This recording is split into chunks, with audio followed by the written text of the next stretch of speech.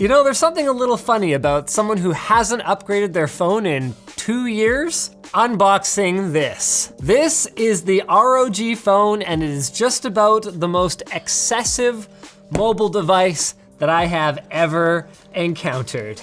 It's equipped with a Snapdragon 865 Plus processor, anywhere from 12 to 16 gigabytes of memory, 512 gigs of storage, a 144 hertz OLED display that actually touch samples at 270 hertz, making for, supposedly, a nearly instantaneous feel to your touch inputs. It comes with, where's the phone? Power brick. Apparently charges really fast. It's got a 6,000 milliamp hour battery.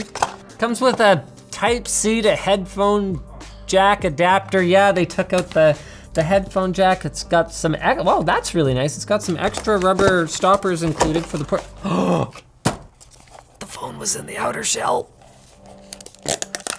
There it is, ladies and gentlemen. Now, one of the design goals for ASUS with the ROG Phone 3 was apparently to keep the form factor the same as the ROG Phone 2 in order to improve compatibility with their previous generation accessories. So you can expect to use the same like gamepad adapter and, like their grip and even their twin view dock, which we did a video about last year on the Linus Tech Tips channel. Although it should be noted that if you use your last generation dock, you're gonna be limited to 120 hertz instead of 144 hertz, which is what the new ROG Phone 3 runs at. In terms of the design, I'd actually say they did a pretty good job of maintaining the gamer look, but without overdoing it. Actually, previous ROG phones, I felt like they had kind of overplayed the gameriness of it. And the thing is, it's a phone. So most of the time, I would think you're probably using it as a phone as opposed to as a mobile gaming console. And even mobile gaming consoles, like they generally don't look like way over the top. You're gonna be sitting on the bus using them. So I think they could dial it back a touch more, but this is definitely a step in the right direction. Let's go ahead and have a look at all the ports and everything. So on the right, you got your stacked up lock button and volume rocker.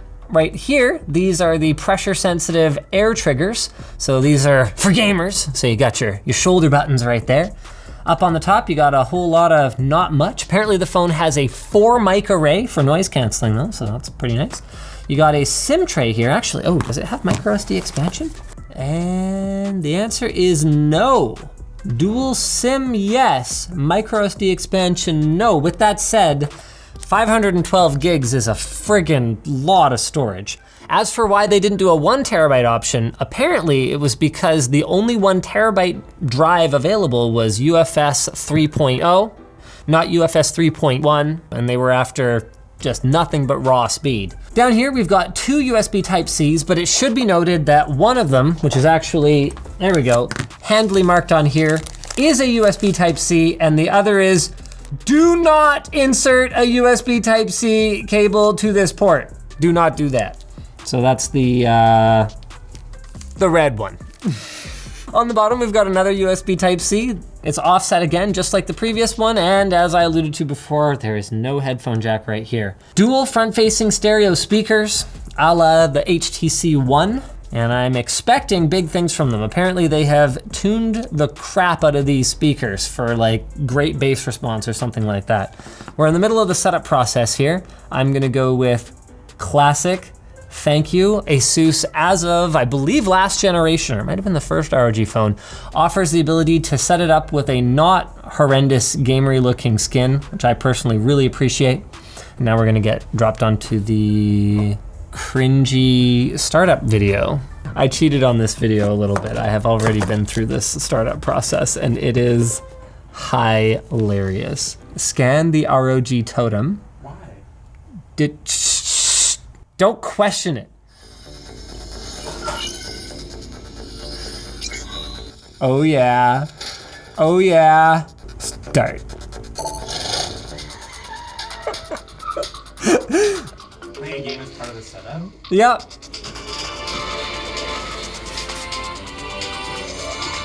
Sounds pretty good.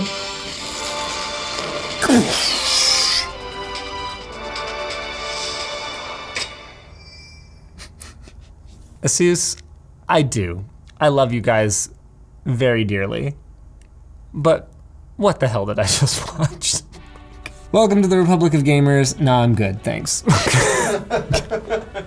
Oh, that's actually kind of a clever design for the stock case. So it'll protect it from, you know, getting dropped on a corner or whatever, but it still leaves the air triggers exposed. And it allows this to be mounted. Let's take a look at this puppy now. This is the AeroActive Cooler 3. There you go, it's labeled under there. And it's got a little kickstand, it's got a little cooling fan, and it's got a pass-through for your USB Type-C as well as your headphone jack. So the idea is you can go ahead and pop this puppy open like that, pop your phone in there like that, pop those dual USB Type-Cs into the bottom there, and there we go. You've got your phone propped up and you're ready for some hardcore gaming. Bind X Mode Level 3 performance. Ah, yes. So not only are they using a Snapdragon 865 Plus, but apparently they allow you to manually specify if you want it to go into a higher performance tier and stay there because it's got, well, active cooling on the back of the phone. How loud is it though? Oh, it's audible. Here, I'll hold it up to my microphone here. You hear that? It's really heavy. Wow. I actually hadn't really even thought about it up until now, but I guess that's kind of what happens when you have quite literally every feature built into the thing. So it has an in-screen fingerprint sensor. We can go ahead and set up a fingerprint here. So it's an optical rather than ultrasonic one. You can tell from the lights. How's the speed of the fingerprint unlock though? Oh, not bad. That's acceptable. Not the fastest I've seen. Oh, we should get some games. Get a game. What's a game that all the kids play? 7.9 gigabytes. Yeah, no wonder you need a 512 gig freaking phone. Okay, let's have a look at our Game Genie stuff. That's actually pretty handy. So you can see your CPU temps, what frame rate you're running at, clock speeds, whether X mode's enabled. You can lock down your brightness. Oh, cool. Check that out. So you got a little overlay that can show you some of those key specs if you want. You can turn off calls. Yes, there's just a one-touch screen recording button. One thing to note though is that unlike the previous ROG phone, they have not integrated Twitch streaming. So apparently that was because they just had issues with it from the briefing call. That's really cool, just being able to like quickly record like that. Ooh, speed up button. Oh, okay, so that probably just like closed background tasks and stuff like that. Still, for ASUS software, this is actually surprisingly smooth and usable. It looks like YouTube live streaming is ready to rock though. Battery, more than 2 days remaining. That's what happens to a 6,000 milliamp hour battery. Refresh rate, you can set to auto. Oh, interesting. Let's go straight to 144 Hertz. Oh, that's smooth. One thing I needed to change right away the first time I fired this thing up was to go to, I think natural was the one that didn't look ridiculous in their splendid settings. That puts us in sRGB mode for using the operating system. Things aren't so over the top. The first couple pictures I took on it, I was like, wow, this camera is horrible. But it was actually just the display that was horrible. I mean, the camera is still not gonna be competitive with something like the latest iPhone, but it's a lot better than what we've seen on previous ROG phones, that's for sure. I'm gonna take a beautiful selfie. Well, it's a selfie anyway. It's something. If I actually played a lot of mobile games, the sound is really good. Like almost nothing uses, proper dual amplified stereo speakers anymore like this. It's always just like an amplified earpiece speaker for the other one. And there are some pretty good ones out there, but this is 2 real speakers facing you. 6,000 milliamp hour battery. That's pretty awesome. That's a lot of battery. 30 watt charging, no wireless charging. And when pressed, ASUS basically said, well, everything is trade-offs. That's something that I would consider to be a basic flagship feature these days, but they didn't include it because they just wanted to make as much space for battery as possible. That was a lot of the justification behind removing the headphone jack as well. The cold hard truth is, if you want my take on why brands are removing headphone jacks, it's because if you can afford to buy our product, you probably have Bluetooth headphones anyway. So, honestly though, almost everyone here in the office has switched to Bluetooth headphones at this point. They don't sound as good, but boy are they convenient. I love that I'm screen recording, downloading games in the background, and running this game at 120 FPS, and this thing is just going, like it's going. Yep, we're running at 117, 120 FPS. Like I said, I really, I don't feel it as much as I do on a large display, but it's definitely butter smooth. Take that, loser. Oh no! Turns out I didn't know how to steer. What do my shoulder buttons do in this game? Do they do anything? I'm in 9th. Oh, I suck. Maybe this is why I'm hating on all the mobile gamers, because I'm just not good enough to be them. The chassis is starting to heat up a little bit though, now that my GPU's at like 70+% usage, CPU at 40. This is a pretty demanding game, especially at these frame rates. Oh, and now it needs another 600 megs. That was just the intro. Oh lordy. That's fine. All I wanted to see was high refresh rate, and it was definitely high. I'm not even gonna deploy a parachute. That's for wimps. On epic quality, we're actually still only seeing about 22 to 25 FPS. Oh yeah.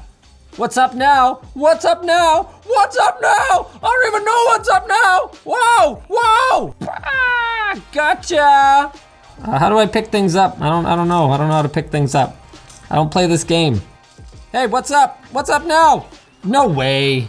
These can't be real people. These gotta be bots. This is terrible. It's getting a little toasty. That 80% CPU usage, it's definitely running a little hotter now. That's fine, because all I really wanted to know is how the game ran between 25, 26 FPS at epic quality. Oh, I get it. They call it epic quality because epic games. I get it. What a jokester you are, Mr. Sweeney. Oh, that's while recording though. How is it without recording? Oh, now my CPU usage be much lower, and my FPS is like pinned to, no, not quite. Okay, we dipped to like 28 there for a second.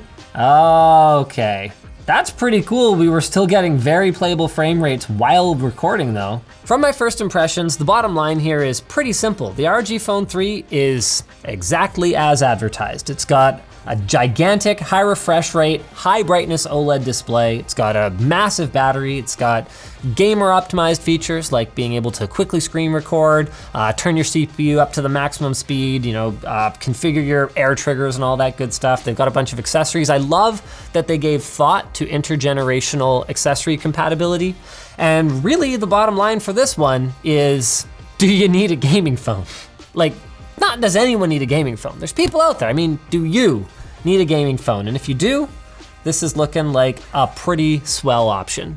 Oh yeah, subscribe to Short Circuit so you don't miss any of our unboxings and impressions and just trying stuff. It's good. It's a good channel. It's a good channel.